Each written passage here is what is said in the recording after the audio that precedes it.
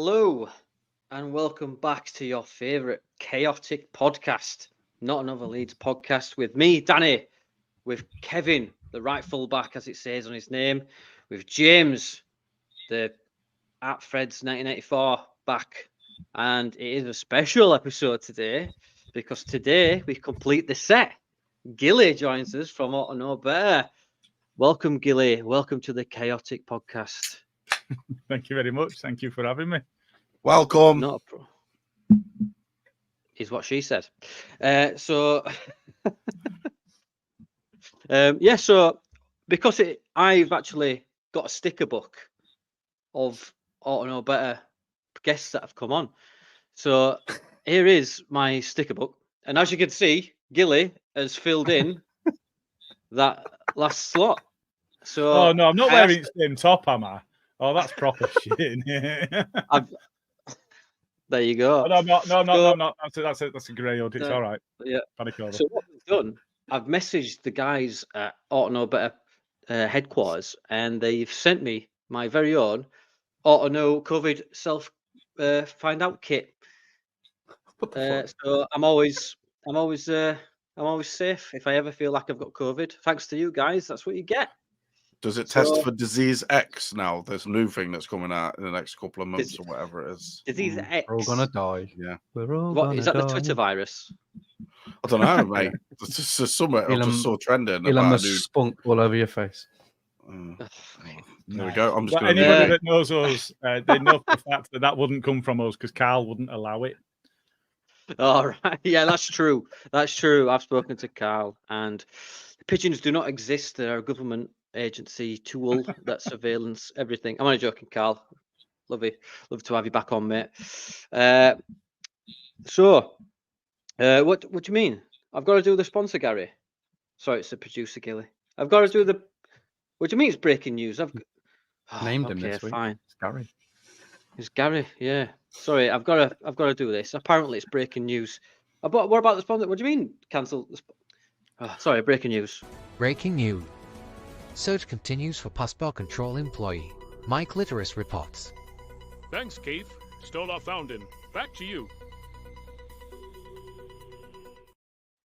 Says here, someone let Jesse Marsch through when he came to Leeds and let him be manager. The search goes on. So that obviously is in reference to the Jesse Marsch podcast. With Simon Jordan. We'll get onto that a little bit anyway. But Kev, who do you think let him through? Some sort of idiot. I think he came on a dinghy, mate. If I'm honest, that's the only way he would have got him. I'm telling you. Oh, he's got through Calais and he's just on the back of someone's truck. That's the only way Jesse Marsch has been allowed to manage Leeds. It's got to be the only way.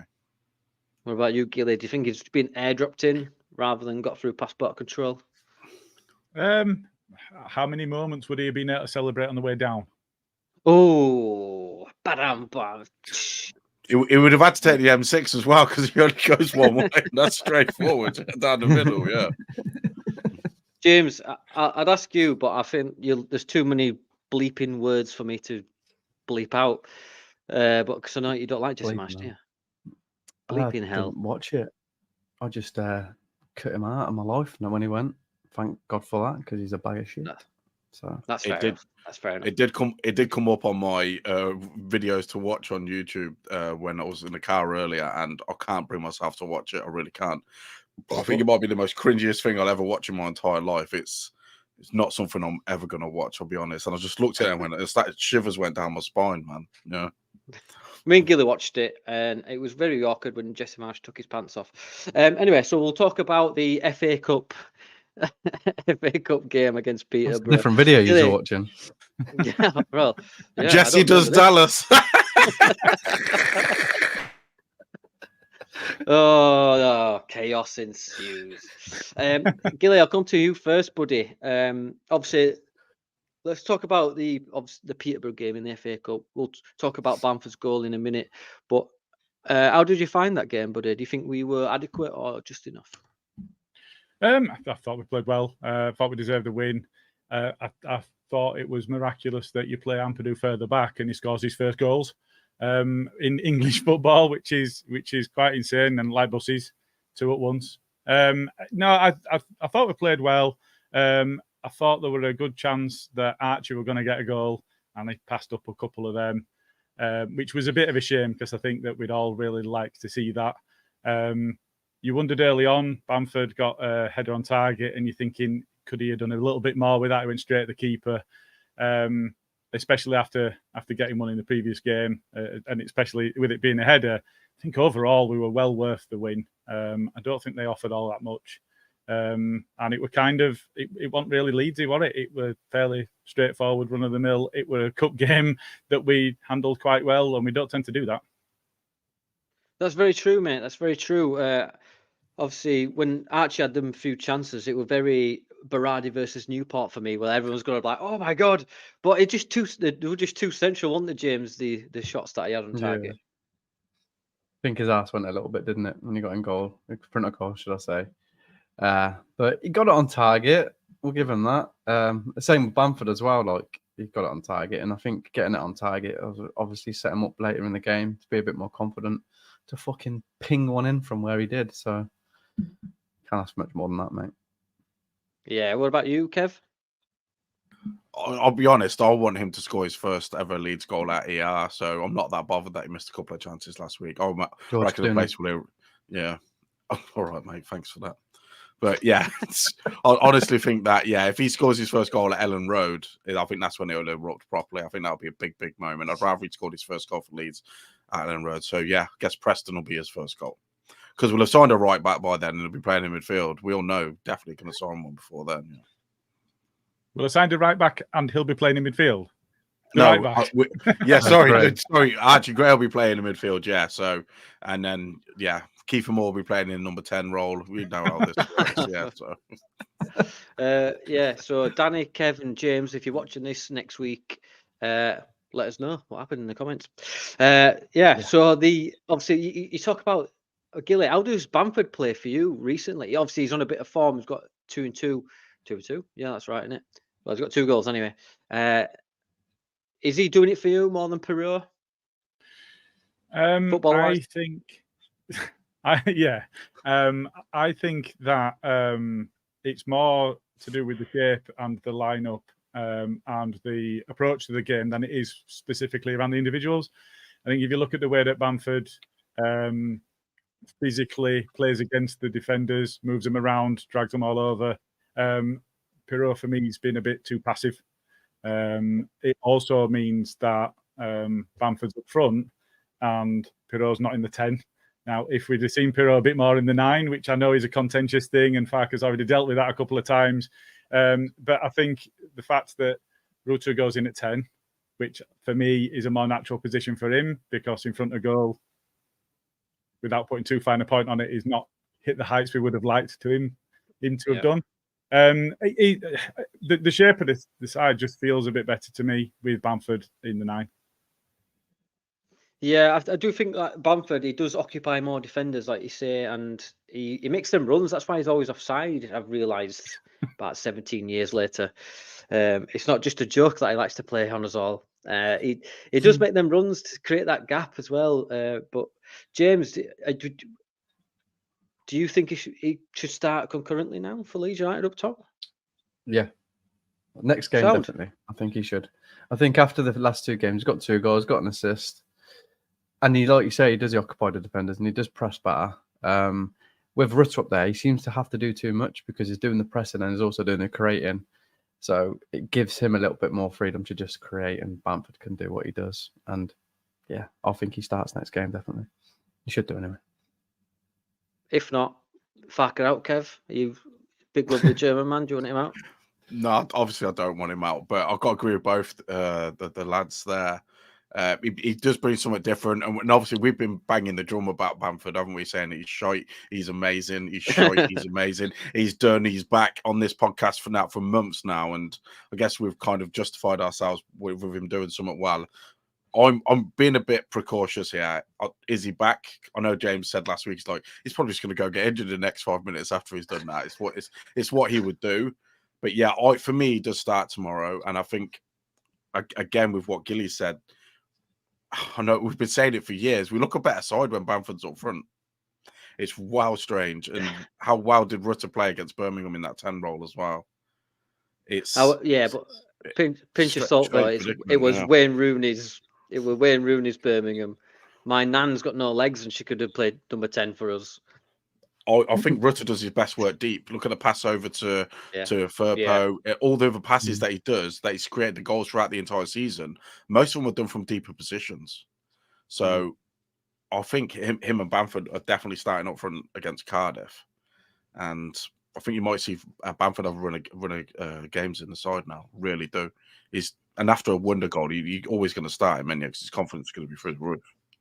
Yeah, you think the thing is with Bamford, he has like a group of good games, and he has and he scores as well. In that group. But then when he gets injured, injuries, Gilly, have always hindered Bamford, haven't they?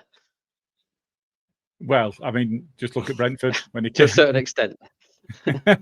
He came on and scored against Brentford and injured himself celebrating, and then he was devastated. So yeah, it has, and I think over his time with us, we saw how important he was playing for Bielsa, and I think that was less to do with his goals, although he was scoring. It was less to do with his goals and more to do with the pressing that Kev's mentioned and the fact that he occupies the defenders. He opens up that space. If you look at Jimmy, you look at Rutter, you look at Dan James, that have been able to exploit space against sides that have come at us, against those sides that, if we're down with the kids, we're talking about low blocks. That we need somebody to do something a bit different, where actually we've just butted up against that, and we've not really had the kind of Pablo passing that will unpick that sort of thing. So it's not going to be Pablo, but he'll do something different and be less passive. And I think that's Piro's main issue, is he's been scoring goals. He's our highest scorer still, I think, just in front of Somerville. Maybe I'm sticking my neck out there because I haven't checked that one, but he's up there anyway. He's top 2. Yeah. But like I say, he's just been a bit too passive in games, and that's something that Paddy definitely isn't. He will go and impress himself on the defence. Yeah, do you agree with that, James? Or shall I just get rid of Gilly right now? As long as he doesn't take any penalties, I'm happy for Bamford to be that. You can't really argue with that. Let's get into some of the comments here. Matt Leeds says, I have always said Bamford's movement is amazing and he must be a terrible player versus a defender. Kev? Yeah, he is. He's a bit of a mouthy lad as well, isn't he? He obviously goes, I had more croissants than you this morning, and that's says stuff like that to defenders and that, the daft Tory. But yeah, he has always been a half decent, like, all round player for us. But it's just his shooting, isn't it? It's just, he's let us down on some big occasions. But there's nothing against the way he plays. His movement is fantastic. And if you watch the last few games, he's always occupying 2 central defenders. And then when Rutter's playing there, he always seems to have one on him. So yeah, it is actually opening up the defenses more with Bamford playing in there. So against these, again, Gilly just said, these low blocks, this could really come in handy. But we haven't seen Pirro at 9 yet either, though, have we? And he deserves to have a go there. And will we? I'm not sure. Yes, I just don't know. I don't think he's got that. Yes, it's always good. It's always good when I like to play Pirro in the 10, and that's my Farker. That's the only bit I can do. I think with Farker, if you see with Spence, with Creswell, everything like that, if you don't like what he tells you to do in your game and that, it's why I don't think Pirro just doesn't care where he's playing in that, because he's playing football. I think Farker's a bit of a, if you don't like what I'm doing, you can fuck off sort of bloke, if I'm being honest. It seems like that's exactly what. Yeah, I think you're right there, mate. I think it's exactly what he is. And I think Pirro just wants to play football. He's just saying, yeah, all right, I just want to play in the team. So it's just doing the job, trying to do a job. Yeah, I agree, mate. I think you're totally right. I remember when people will say, some really good content creators on the Leeds sphere, that Pirro didn't necessarily fit our system that Farker wanted to play, but here we are with Pirro. He scored a few goals, and I think we should, just see what happens, really. Sorry, apologies if you can hear my vicious attack pug. He's chasing some lights or whatever, so I do apologise for that if you hear some gargling in the background. Right, Gilly, it was mentioned but Creswell, we're coming to Creswell in a minute, but Bamford's goal, did it make you harder than Italian marble? It came out of nowhere, didn't it? It just it was one of them where I was. I'm going to admit it. I won't watch it. I were in kitchen, and I missed it completely. I ran back into so that I could see it. But you've seen it though, haven't you? I have seen it now, but I did miss it at the time. But yeah, it's one of them. I think one of the greatest things about it is the reactions. And I think he's spoken about it on the official podcast, and there's been quite a lot made of it. But you look at Archie and you look at Willie and their reactions to it, and they've got their hands on their head. No one saw that coming, including the players that train with him every day. They saw his attempt against Leicester, didn't think, and go, "What the fuck?" I think it's the reactions what made the goal if even more better, especially with Nonto and Archie Gray. It's absolutely fantastic. And yeah, again, like you just said, I don't think any of them were expected any of them to do anything like that. Crazy, man, crazy! What a goal! Look who's in the comments. Your counterpart Gilly. He says, "Hello, good, handsome-looking people." For those, yeah, there you go. Right, yeah. So obviously James, Kev, talk to me about the goal. We'll go with James first. Did it take you back to your years when you used to do the same? He couldn't do that. He'd hit it over. James would have. It was just, shut up, you dickhead. I'd do it with my right foot. To be fair, mate, it's just quality, isn't it? It's like you see them. It's like last year when we had the best goal of the tournament when Nonto did a scissor kick, and it's like that must be our thing now. Get the best goal of the season in the third round of the FA Cup. I'm hoping it's not the last one he does, but yeah, it was just incredible. It's like it's up there, isn't it, with all the great volleys that we've seen over the years. You can't take it away from him. It's just quality. It's absolute quality. So. Kev, your thoughts, buddy? You see some people do stuff like that, and they chest it down and they just hit as hard as they can, and sometimes it goes in top corner, like bottom corner. But this was just pure amazing technique. The whole goal, everything about it was just the way he's chested it up in the air. Do you know how hard it is to chest it up in the air like that? You know, I mean, I used to attempt that training all the time. It used to take me about 50 attempts just to chest it up from your chest in the air. It's just everything about that goal, the way he's brought it down, swivel, turn, bank in. Absolutely fantastic.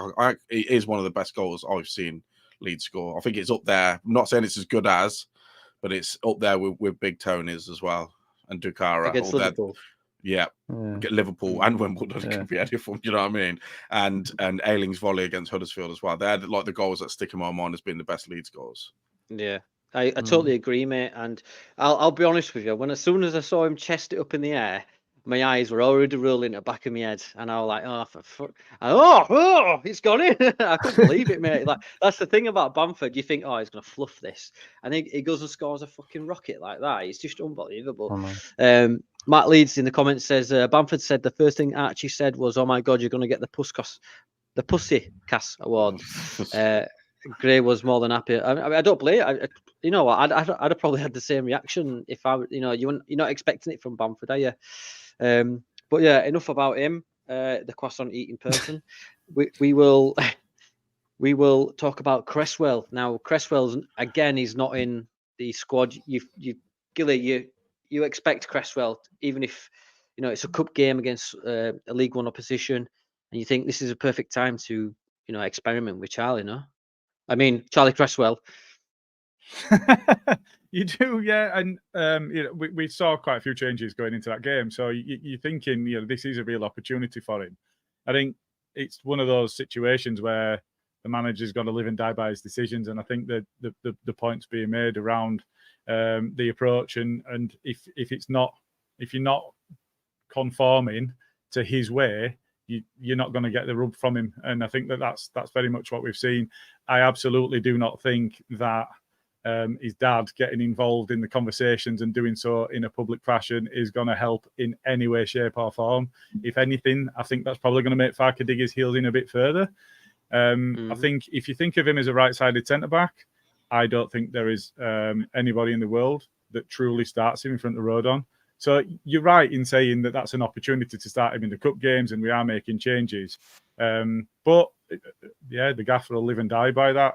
I think he is rightly fourth choice. If you look at the seasons that we've had and the time that we've had already with Rodon, Struijk and Cooper, you're not putting him in front of any of them. So he's a young lad. He's still learning his way. He went on loan. He had a bit of a varied time and he finished quite well, and he got a big boot in his face, which hampered his time at Millwall. But he had an all right loan, so which is what he needed to do, and then come back and impress. And clearly in training, he's not impressing. Otherwise, he'd be getting his go. Yeah, I mean, Smarty in the comments is saying about attitude there. Do you think, Gilly, it's down to attitude, or do you think it's just a bit of a smokescreen? I don't. It's tough, isn't it, when you don't see him day in, day out. But we are seeing other players being given an opportunity. We've seen Joseph and others being given a run. But we've also seen Spencer's gone because, well, we think it's because of the attitude. And Creswell's not getting a go. And we think that's because of the attitude. I just don't think his dad's helping that situation. Yeah, I think I saw somewhere where it's not an attitude problem, it's a focus problem, because he's not getting the minutes that he's wanting, and he's obviously signed a 5-year deal recently, and he's losing focus because he's getting complacent, and like you say, his dad's not, he's just adding fuel to the fire. What's your thoughts, James, on the old Creswell situation? I mean, would you loan him out this month? It's a tough one, ain't it? Because like Gilly said, Rodon's undroppable. He's just too fucking good. Yeah. And I know it's the FA Cup, but there is this, like this January, it's like a week. It's not Saturday, Tuesday. So rotating sort of a player like him, you don't need to. He can play like once a week, and he's just too good. And I wouldn't drop him. I don't care how good Creswell is at the moment. I wouldn't drop Rodon.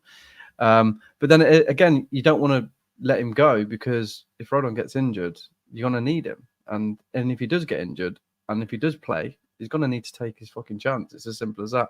He has to be patient. He has to know that there's a player in front of him who's just too good, and he has to just bide his time. Or if he wants to go, see in a bit. Yeah, I mean, that's very true, James. And he's still young, isn't he? And he's years away from being the peak centre-back that we all know he can be. Kev, are we guilty of hyping up Creswell because he had a few good games and he's filled in a few times? Sorry, I've just stitched your elbow. Are we guilty of overhyping young players like your Lewis Bates and such like that? Massively. I think he's huge. I mean, I want Creswell to do well. He's come through the academy. Seems like a nice lad. He's in like the interviews pre-season. I remember watching interviews he was saying that he wanted to play more games than he played last year, and he was really up for doing it. But I mean, have you ever actually watched Creswell play? I mean, the way Farker wants to play out, I don't think Charlie Creswell is as good as Rodon, Struijk, Cooper, and even Cooper playing the ball on the ground and passing it out from the back. I just don't think he rates him, to be honest. I'm not saying it's potentially he might be good in the future, but I don't think Farker rates him. I do think he should have played against Peterborough in the FA Cup. Would have been a good game for him to play, because if you look back at the game now, we didn't really. The defense really didn't have to do much at all. I would have wanted him to play, but if you're not even playing him in that game, then there's something really wrong behind the scenes. And as Gilly and Smarty, James have said, it must be an attitude thing. Yeah, it's hard, isn't it? Because I'll come out and say it now. Rodon's my player of the season, and it's not even over yet. I just think he's phenomenal. His recovery rate, his tackling, his defensive awareness. He's even covered for other players at one point. He's just absolutely all round. He's rapid. He's rapid. He hasn't been taken on, has he? He hasn't been dribbled past. Yeah, that's crazy. He's the championship Van Dijk, isn't he? Mental. Yeah, that's his recovery running is amazing, and the way John just put it there. Yeah, John, I've got the same feeling. I think the way he keeps playing, they'll probably just charge us 30 million, and we'll just say no at the end. It's another Ben White situation. I don't know. I go think to Arsenal at the end of the year. If we go, do you get Gilly? Do you get like Ben White vibes from Rodon? I don't think to the same level, but then there's not that I meant the love. Sorry, I meant like the love you've got for a lone centre back. No, I'm about to come on to the homoeroticism and the love that there was between him and Calvin Phillips. Yeah, I mean, like technically Ben White was another level of a centre half, especially when he played in Bielsa compared to Rodon. But Rodon just seems to get the way we play, puts in big meaty challenges. I think I'm more talking about that I'm falling in love with him, like I did when Ben White was playing for us, like a lone player. Yeah. Yeah, no, I think he's so for me, he's not the player of the season to this point, but only because I think Ampadu's been slightly better than him, not because I think he's been bad in any way. But they've both had that massive impact on us. So I can see that, and I think that we need to be prepared for the fact that if we don't get promoted this season, there's no chance of us signing him anyway, because either a promoted side or somebody that's mid-table will take a punt on him because he's played that well so far. I agree, mate. I'm just trying to find the Johnny Cooper stat. But Matt in the comments was saying he's not been dribble passed, has he? He's the only centre back that's not been dribble passed or something like that. We just said that, mate. Yeah, I saw that. I know. Yeah, I was just trying to find the stat for it to confirm it. I think Joe shared it as well, saying a defender that's played more than 10 matches. That's it. Yeah. Joe Rodon's the only defender that's not been dribble passed, which is Thank you, absolutely Kev. amazing. Mm-hmm. Thank you, Kev. That's the stat I was looking for before I was rudely interrupted by James down there in the bottom right. Or to your right, or to your south, if you're Gilly. Anyway, so we'll talk about Klaassen then right quickly before we move on. Do you rate him, Gilly? Do Meslier just shit all over him? I don't think Klaassen starts the next game. I think Meslier does now. He's available. I watched Klaassen play, I think it was the Arsenal under-21s that were at Elland Road. He made a mistake early on and his head fell off. His legs were jelly and he couldn't concentrate, and he just looked like he had the world on his shoulders. I think there's a couple of times he's not really been called upon that much. You know, we've played a lower division team, and we've played a side soon to be a lower division team. And they've not really asked that many questions. I think the times when they have, he's looked a bit shaky. There were one save that he made against Birmingham where the ball's going down to his left, and he's kind of saved it in such a way that it's spooned off and gone to the right of the goal as he looks at it. Yeah. And you're thinking, we kind of got away with one there. I don't see him dominating his box, and I don't think, I've seen some comments on Twitter about his distribution. I don't think it's been all that good. He just knocked it long.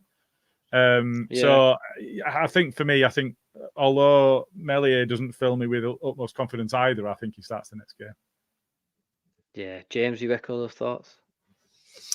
I think any average player could sort of play in that goal at the moment because they're not under tremendous amounts of pressure. But I would rather have Meslier in there. I think he just pulls out some saves that Klaassen doesn't. But to be fair, we don't really know because he's not really been under that much pressure. Klaassen, he does look a bit sometimes when he's in goal. But yeah, that. Yeah, get Meslier back in for me. I love Meslier. Yeah, I love his voice. If you just stand in goal and speak, sorry. Le petit bébé.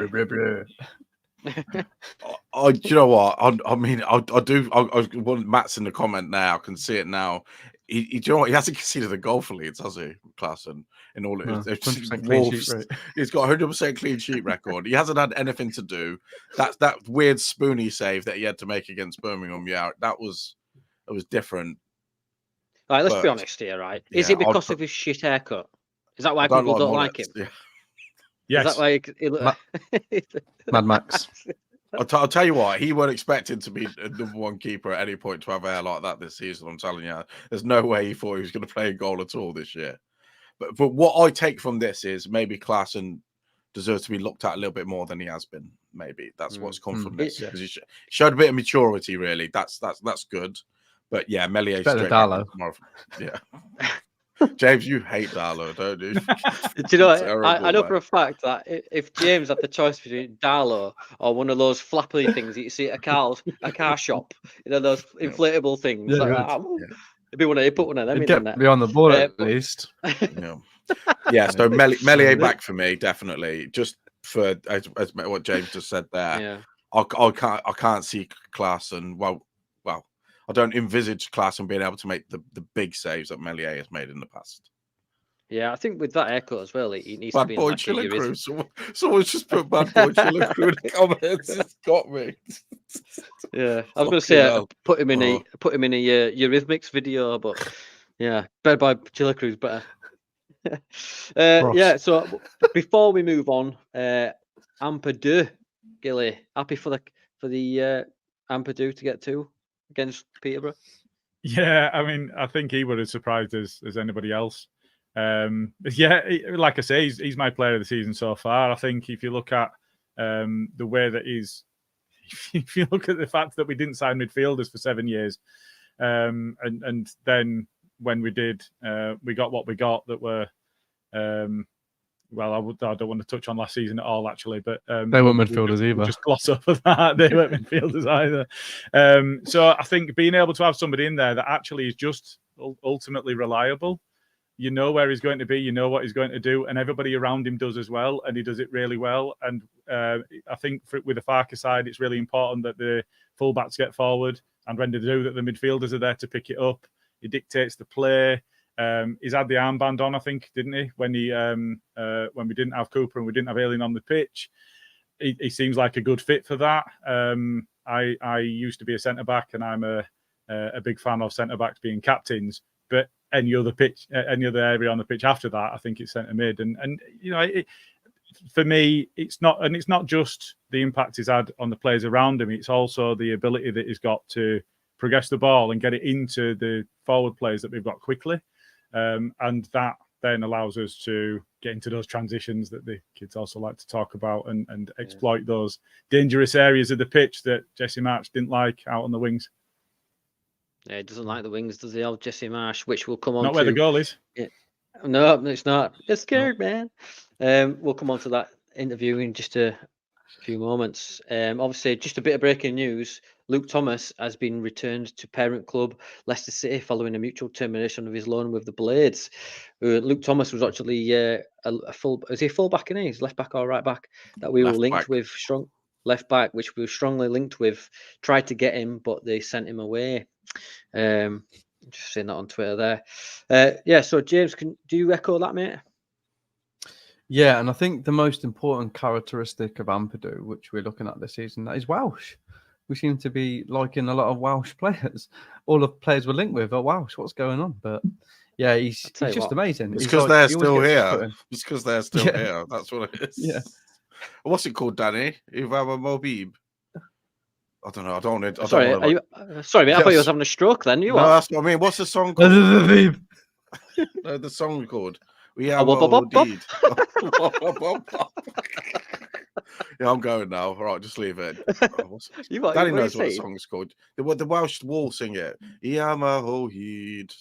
Why would I know it? Because you put it on you put it on Twitter the other day.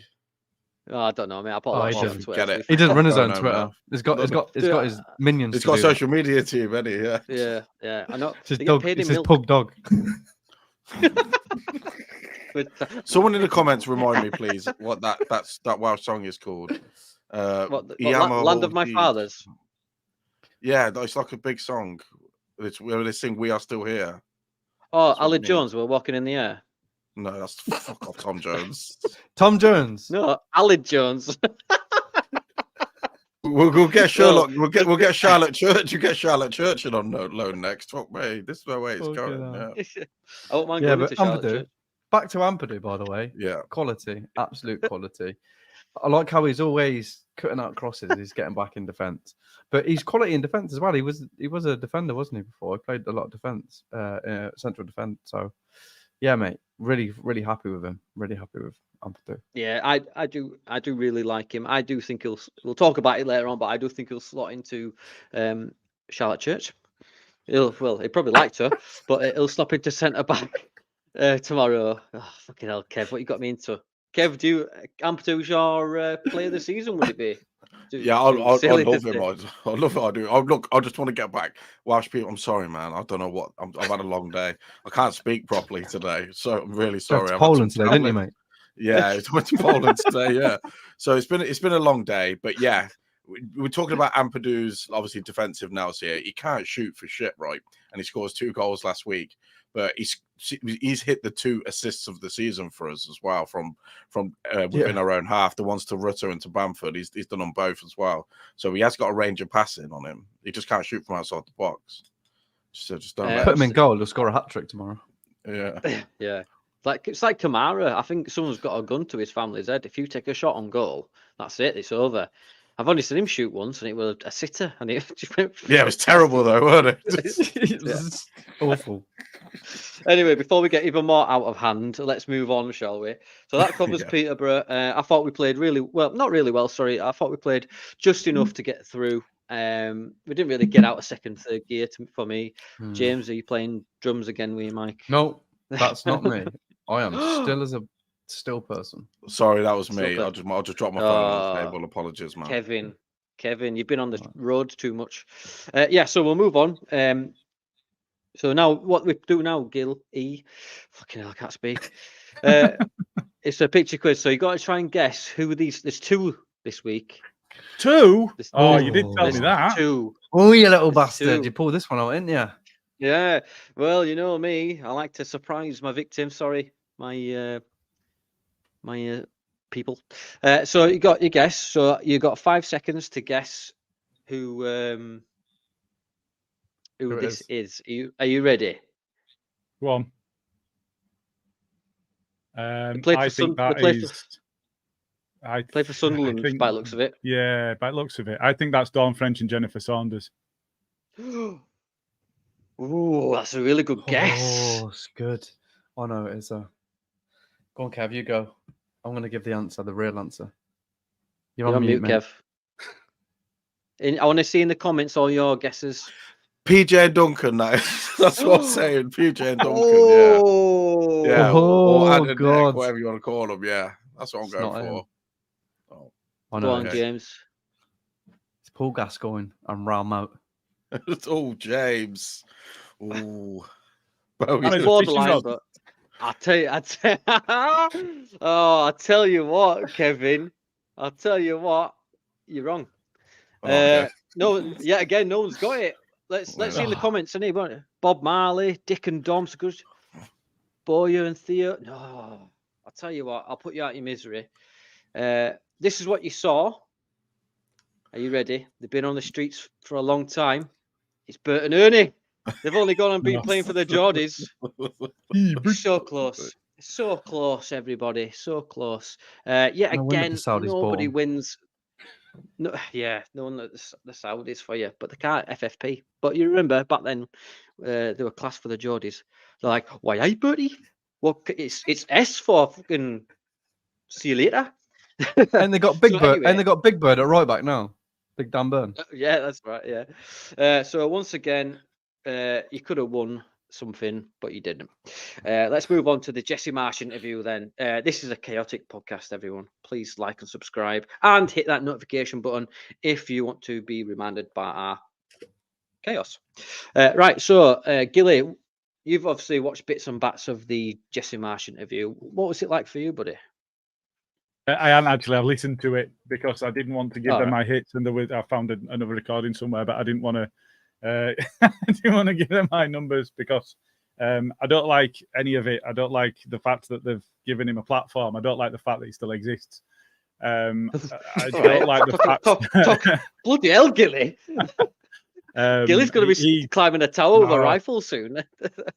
I'm genuine. I'm fuming. I am fuming, and I think that he took what we had in the most that I've ever loved football, and almost made me fall out of love with football.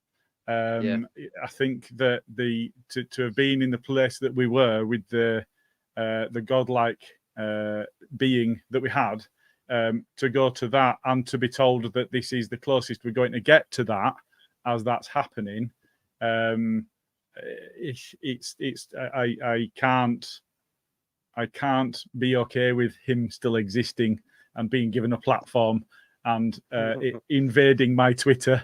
I do not like this position at all.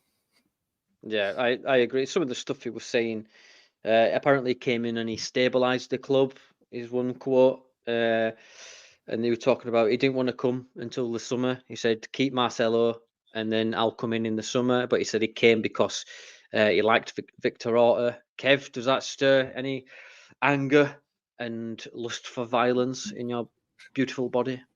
Yeah, definitely. I would rather stick hot needles down my urethra than watch this video. I'm telling you, honestly, I'm not. Like I said to you off air, I saw it come up on my For You on YouTube, and I can't. It just makes me feel dirty. I can't. No, I'm not watching it. I'm not watching it at all. I'm gonna have to put a disclaimer before we fucking put this out because some of the comments. Smarty says, "I'd rather have a bath with any four of you. Why not all of us? Why are you being like that for? You know what I mean?" I know you're selfish. Iyama Ohid. Yeah, there you go. Found it. Miyamo he. Thanks. That's my name is. My name is Head in Spanish. It means we're still here. Yeah, that's what it was.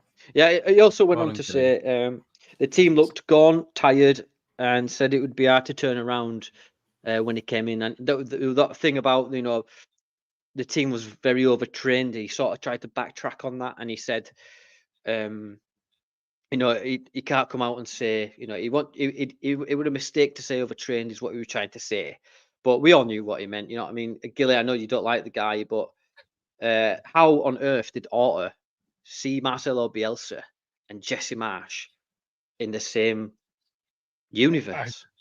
I cannot. I don't have an answer for that, I'm afraid. I just don't have an answer for that. I think if you look at Orta's time with us, and let's be fair, our podcast is named for him, but we ought to have known better. So we've stuck by the name because we really ought to have. No, I think if you look at, if you watch him speak, if you listen to what he says, as part of this interview, he gets called a snake oil salesman, and I think that's really, really fair. I think that's a really, really good way of putting it.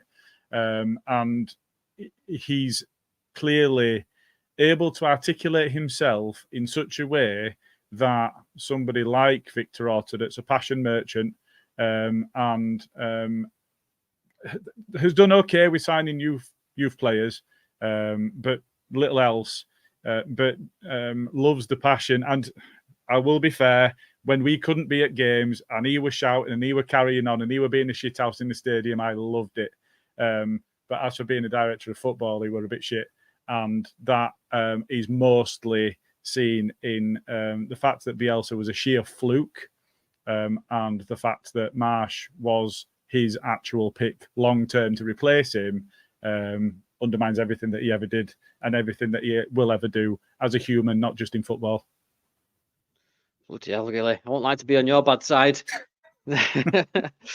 James, he's right though. He's right. Yeah, he's undermined everything that we ever did, and now you just look at it as this.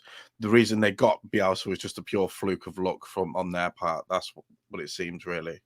He's right. I agree with everything Gilly just said there. Does my head in. I'll get your thoughts then, Kev. Obviously, he came in, replaced Bielsa, and I think he got something like 15 points in X amount of game, possible, like whatever it was. And he kept, they kept him up, and obviously Newcastle helped us against Burnley. I think it was Newcastle on the last day of the season, and Burnley. he's then got an opportunity. He spent loads of money, absolutely loads of money, which Bielsa never got. Christensen never got. Yeah, on rubbish. Yeah, and then we still ended up worse off. I think it was a 21% win record he had in that season when he got sacked. My nan's got a better win record at the bingo than that. Do you know what I mean? That's what it is. It's terrible, man. Yeah, he's fucking shitbag. We've got. I just noticed you've changed the name to Jesse Marsch, hasn't it? That's not very nice. Yeah. So go on then. Tell us about. Do you think he was rightfully sacked then, Kev? Possibly, yeah. Possibly. Yeah, of course he was. Yeah, definitely. I mean, then after that, we had Sam Allardyce and Harvey Gresham. We've just, I know what Gilly says here. I don't really want to talk about last season, and now all this is coming out. Yeah. Yeah, but we'll finish on this then about the Jesse Marsch shit. He also said, if I'd have won 2 more games, we wouldn't be having this interview now. Now that's a bit cocky, that, and also a bit. And the way he Could have been having it a presented bit later. himself, Could have been sacked anyway. I just didn't agree with his footballing ideology, and and Simon Jordan did put him to the sword a bit, but other than that, it's Not the enough. USM, it's the Stan accounts as well that did my head in. The amount of Twitter war I had, mate. Luke, everyone who knows Luke from Ought to Know Better, he's always having a fight with someone on Twitter, especially Joe Wayman. Just Joe, he's always in the comments. There's wars on all sorts of fronts over here. But anyway, we'll move on to some news. And obviously, it's a shame they can't win the war on obesity, isn't it? Wankers. Well, I don't know, mate. I mean, look at this. Breastfeeder crash me. You should just get me off this podcast now, mate, because I'm starting to rage over Jesse Marsch. Why is it? Right, that's it. Jesse Marsch chat. Oh, do you know what I think Kevin's mad? Because last season when we started our podcast, we tried to look for the best in that team, and we were like, "Yeah, we're nearly there," and we were like, "Oh, we're gonna win one," and he just made us look like idiots. So he can suck eggs. Oh, Jesse Marsch. He can. Ostrich eggs, not the normal sized chicken ones. Right, so we're on a bit of news. Right, obviously the big news that this week is that obviously you could argue a legend of the club, obviously from that championship winning side, Luke Ayling has left us on a loan to Middlesbrough. Gilly, do you think that this is the right sort of move for him at this time in his career? I mean, obviously, I think he's 31, 32, isn't he? And obviously in footballing years, he's pretty much got a colostomy bag and he's in a wheelchair. So, I mean, you sad to see him go, buddy? I'm devastated to see him go, and I think it's not arguable that he's a legend. I think in terms of the players that we've had since being relegated, I think he's right up there. Being relegated first time round. I think 8 years, or give or take, 268 games, but promoted as a champion. I think. He does get bandied around quite a bit, but if he's not, out of all the players that we've had, who is?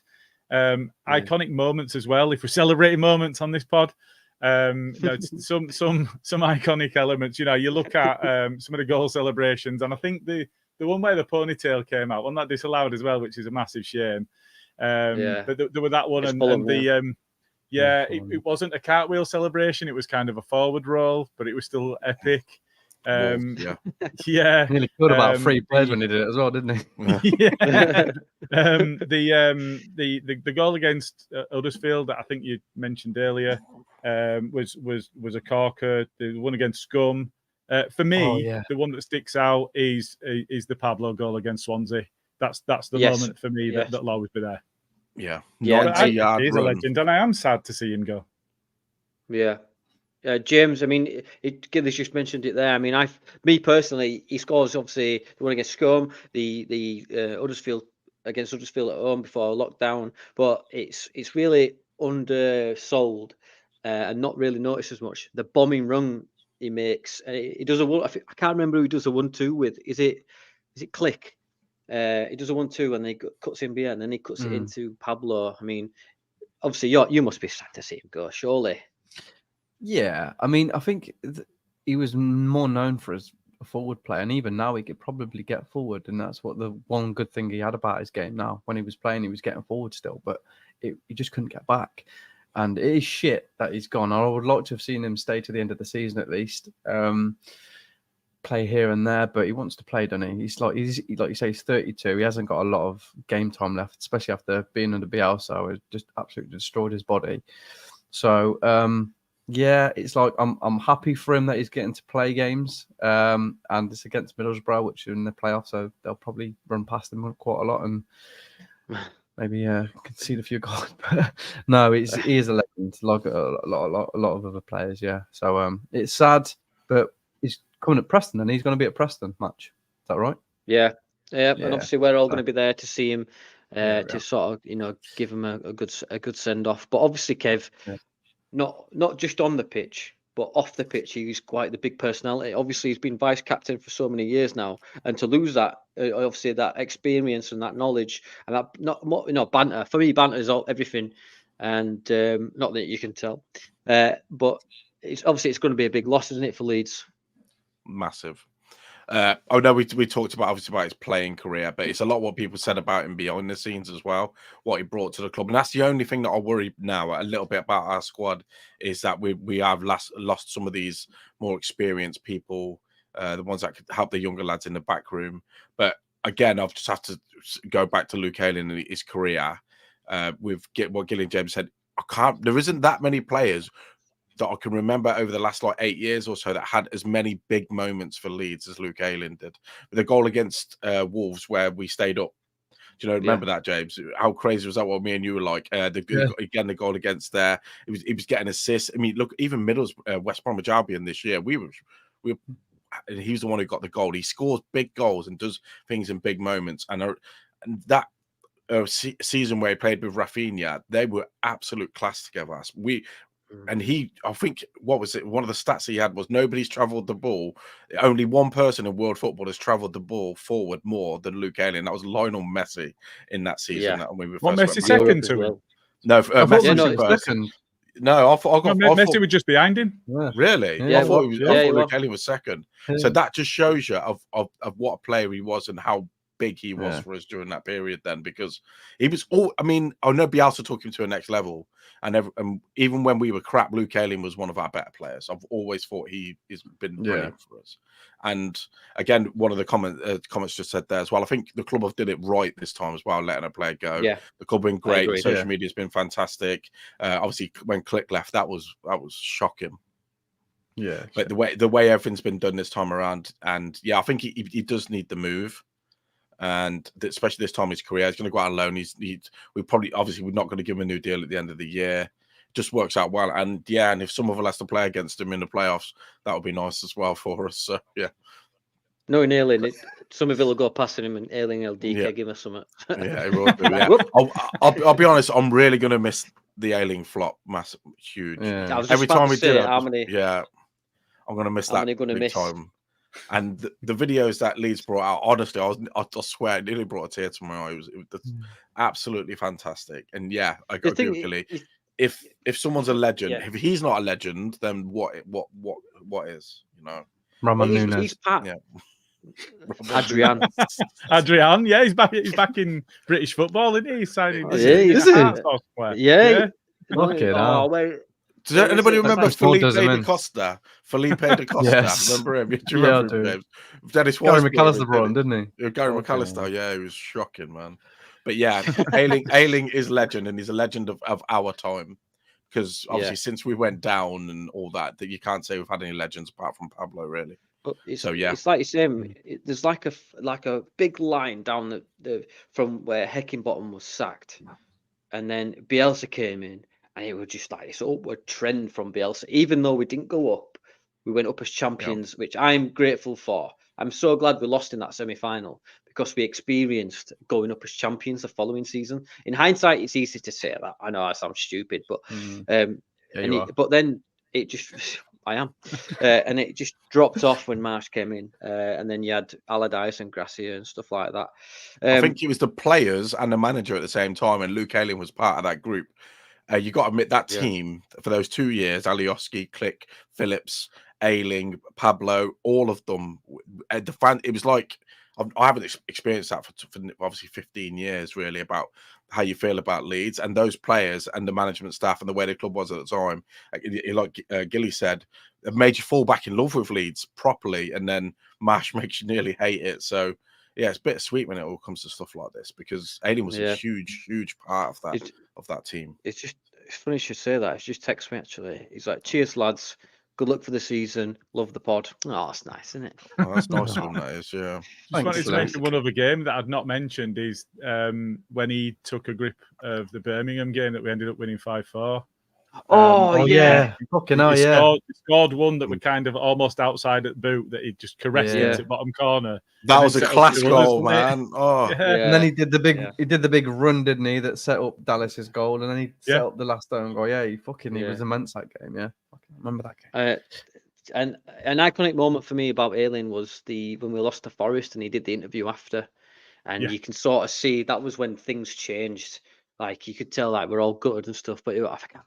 Specific players were just letting us down that game, and he just like the first goal killed us. And I remember those words, just burnt into my brain, and I just thought, right, okay. And then we just went on a massive run, didn't we? But yeah, Luke Ayling, thank you for your service, and lovely guy, really lovely guy. I've not heard one bad word about him, apart from when he's not got back and followed his man. But other than that, we wish him all the best. Right, a little bit of transfer links, because I know that James has got his skating rehearsals for his play that he's doing. We need to get off. Yeah. So obviously, we're looking with Jed Spencer's gone, Luke Ayling's gone, Byram's knackered. So we've got like Josh I think it's Doig or Doig. Forgive me for mispronouncing that. Apparently, he's available to 4 to 6 million. He's highly rated Scottish lad, but apparently he's in advanced talks with Matt. 462 million. It's a bit expensive, that. Yeah, that is a bit much, right? 426, not 462. Don't. Yeah. So obviously, he's available for 4 to 6 million. 4 to 6 million, or 6 million. Wait. Connor Roberts, Burnley. Will that ever get done? We don't know. Barisic from Rangers, which this is a bit weird for me, because we've just got rid of a 32-year-old. Yeah, he's not very good, man. Why would we get a 31-year-old in? I just don't understand it. He struggles in Scotland. I don't want to. He's good at set pieces, but he's not a very good all-round player. No, I wouldn't have no chance. Yeah. One that does excite me, two that does excite me, is Ben Johnson and the lad from Luton. I'm a very bad host, and I've forgot to write his fucking name down. Ryan Giles. Ryan Giles. I said that without moving my lips. Those two excite me purely because the ones that. What about football? Chaos this. But hopefully we can get something over the line, because Farker did say that. It will be quiet. I just thought we will be moving in the background. Surely Kev will be moving in the background. Get drama back. Yeah, everyone loves a bit of drama.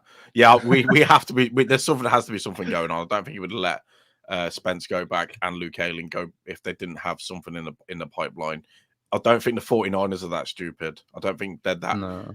The self-sabotaging to let this happen, considering I know we might not be in the top 2, but we are there. And now, we've been there for a long time, and I don't see us falling out of that, at least that top 6. So yeah, I don't think they'll self-sabotage.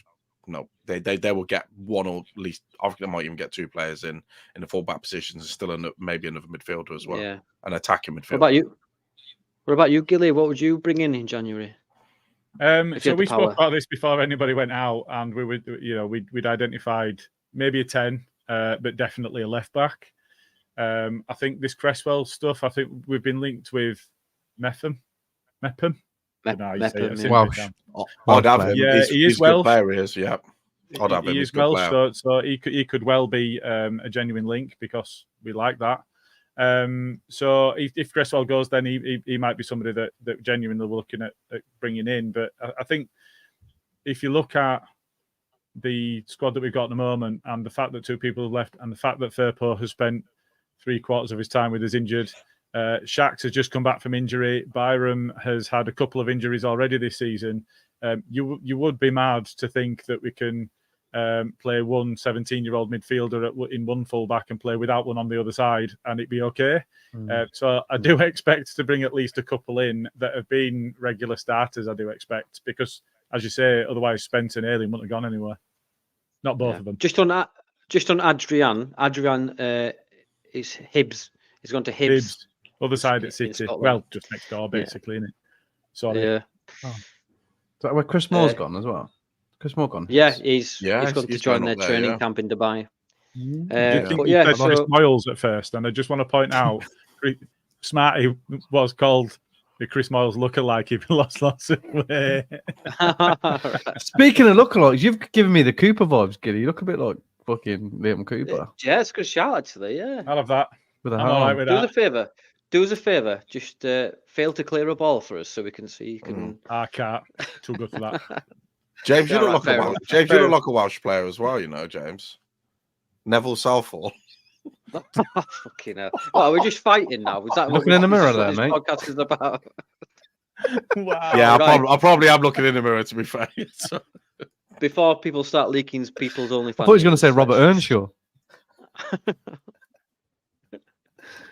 I look like Ronaldo now. So obviously we had 2 departures. I hope you mean the proper one. R9, yeah. Good. Yeah. Just checking. Yeah. Not the fucking Take your hat off. that guy. No, because I've got no hair. So JB went to Plymouth. Good move for him, James. Yeah. I think he's a bit too good for the under 21s, 23s, whatever the fuck they're called now. And he's had a couple of chances in the first team. He's not really showed it. So yeah, going out to Plymouth, get some minutes because I think he's a good player. I think he's a really good player. See how he does there. You know, yeah, good move. I think. Kev, just a sentence on JB before we move on. I think everything fits here. He needs some football. He's not going to get into our midfield. The Plymouth manager was his manager for England or something like that quite recently, so he's going to play.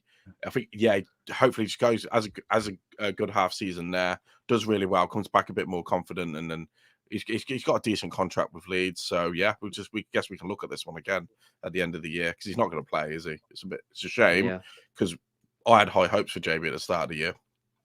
But well, just improvement. Thanks. Gilly, Cock. Enough about me.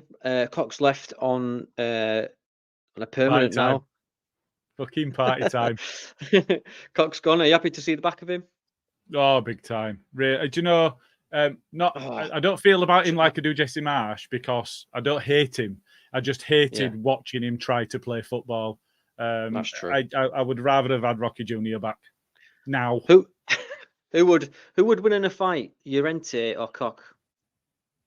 Cock. Yeah, Cock's good at blocks, and he's called the Cock Llorente block. would batter himself. Llorente would beat himself up trying to block. I should have led with Cox out. Anyway, let's move on. Let's go because we're playing Cardiff tomorrow in the Wales, and we'll get everything's brief thing because we've got 2 more segments to go after this. And I know we've just passed the hour mark because I like to chat shit. Gilly, what's your team? Do we stick with Bamford up top, and what's your vibes for the game, buddy? I hope we do because I think they will be a team that'll sit in against us. Having seen what we do against sides that don't. So I think for me, we probably going to be seeing Ampadu at centre back. I do expect Melia back in. I think it'll be Paddy up front, and I think it'll be Rutter in behind him. I would be surprised if it's not Dan James back in and Jimmy on the other wing.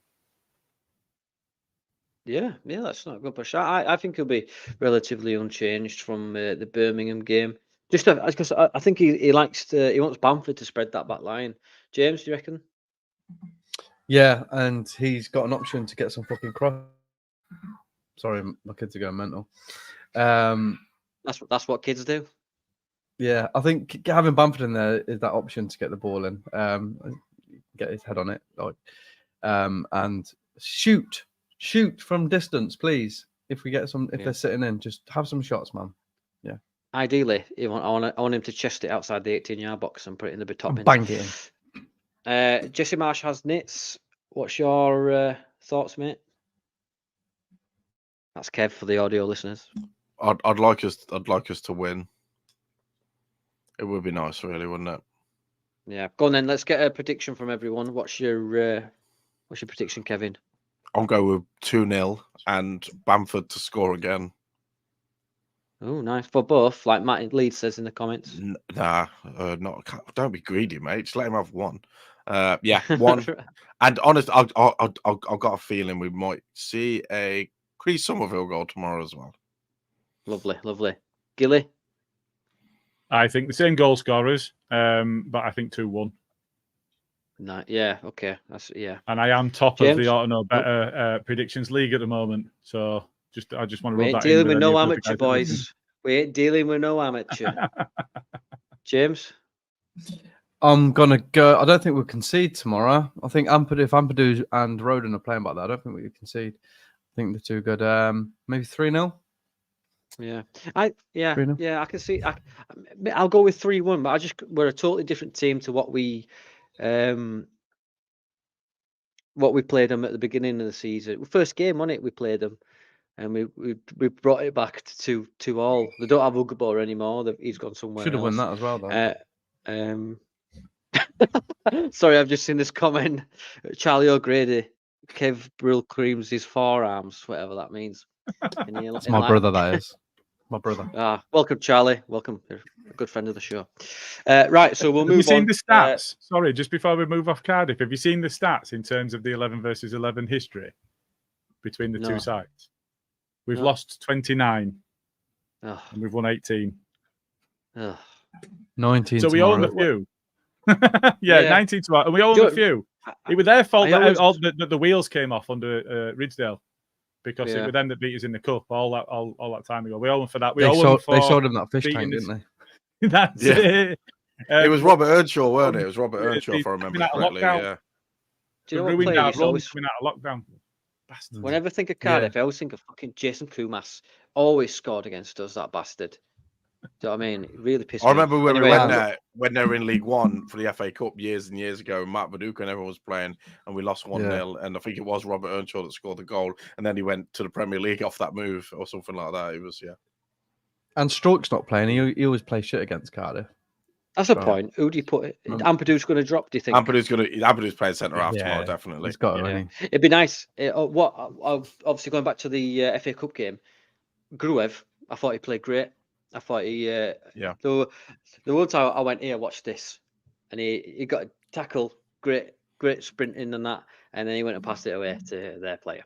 Here's a good one. Sorry to interrupt you, Dan. Do you think we might have more Welsh players in our starting lineup tomorrow than Cardiff might? Absolutely. I'll tell you what, mate. If we get any more Welsh players, we'll have to get a fucking choir started. And it won't be going on international duty either, so it's fine. Yeah. Look at my name, Wales versus Wales, mate. We'll win the mining and choir championships. That's for sure. Right, we'll move on, and we'll move on because we are pressing for time. And I do apologise, Gilly, because I know you've got to do some tango lessons or whatever you are doing tonight. So what we do now is a segment called Top Knob, and what we do is we nominate people throughout the week who you think has been a top knob, and we put them in the middle, and we, vote on it basically. So let's get into this week's top. I think we know who top knob is this week. I think we've. Yeah, I don't think you need to do this. We're all going to. That's great. That's great. But let me play the fucking jingle. Yeah. Go on then, mate. Top knob.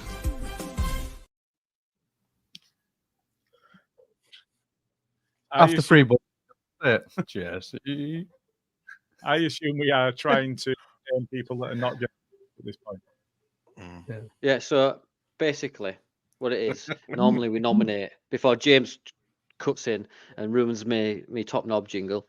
So I would go around. So Gilly, who would you like to nominate for top knob this week? Jesse Marsch. Jesse Marsch, correct. James?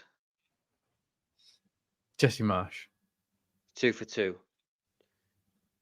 Kevin? Jesse Marsch. Jesse Marsch. I'm going to go with James because he fucking ruined my jingle. I'm only joking. Jesse Marsch it is. Jesse Marsch, you are this week's top knobs. Top knob. Now, we are moving on for time. I do apologise.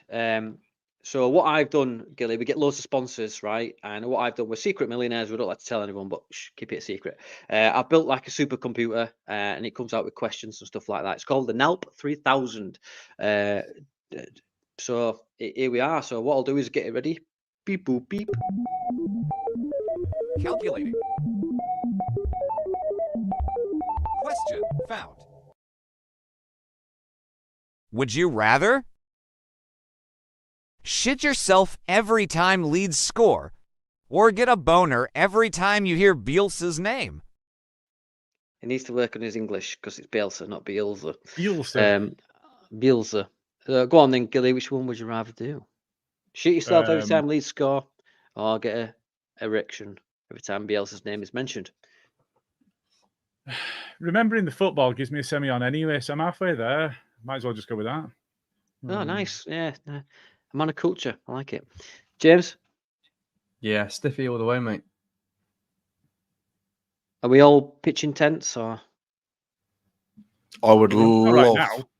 Yeah, I would go Why for not? the erection. We're getting at the age now Protection, where we just protection. put it on before we, Oh no, yeah. Who Just saved me say- fortune in blue tablets anyway? Do you know what I mean? So Just say, go like, what? 1 minute, love. Bielsa. Ipswich. There we go. Whammy! Very good, Right, David. Very good. So that concludes this week's podcast. Thank you, everyone, for watching, being part, and your comments, and putting up with us. Mainly, Gilly, thank you very much for being a part of this podcast today. Hopefully, you'll come back and we've not scarred you, and you don't write down real bad words about us in your diary or something like that. When's your next podcast, mate? Is it after the game tomorrow, or is it Sunday? Well, it'll be whenever they pull it together. So I can't remember which two of us are on it. Right, But yeah. normally, Normally, we tend to do it this Sunday morning because it tends to be that at least one of the lads is getting battered after the game. So it might be Sunday morning. No worries. If you obviously don't follow or know better podcast, please go and follow them on YouTube, and it's on any sort of podcast sort of device thingy. Well, thank you, everyone. Make sure you please like and subscribe and get your notification buttons on, because we do go live. If you do like the chaos, we are on the road to 400 subscribers, and every like and subscription does help us a lot. I've been Danny. These guys have been them. Gilly's been Gilly.